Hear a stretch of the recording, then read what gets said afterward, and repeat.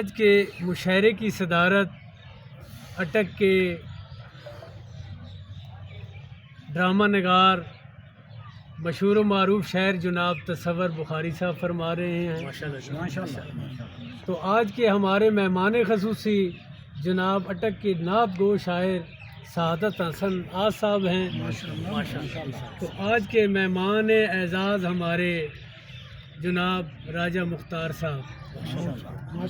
جی جناب عرض کیا جی کہ اپنا یہ کلام سادے الفاظ ہیں اور میں اپنے پیارے وطن پاکستان اور پاکستان کے بسنے والے باسیوں کے نام کرتا ہوں۔ سماعت فرمائیں۔ تو چھوڑے نہ مذہبی مسلک کی جھگڑے انو، تو چھوڑے نہ مذہبی مسلک کی جھگڑے انو، اور رل بہیے او مل بہیے، کچھ تو آکھیں کچھ میں آکھاں، دوویں پیار دی ریت نبھا دئیے، اور رل بہیے او مل بہیے۔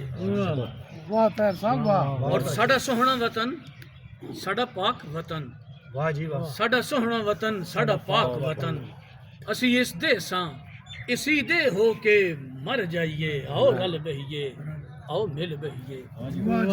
اور اسا مخلص ہاں، اسا مخلص ہاں، گھٹ تساں بھی نہیں، پھر نفرتاں دوریاں کیوں رہن دئیے، اور رل بہیے او مل بہیے۔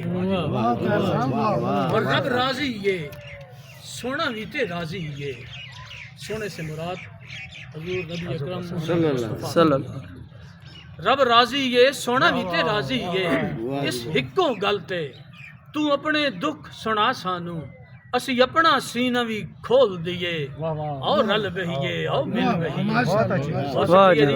ہمارا پیارا وطن پاکستان دنیا بھر میں سلامت رہے، اور اللہ اس کو آباد و شاد رکھے۔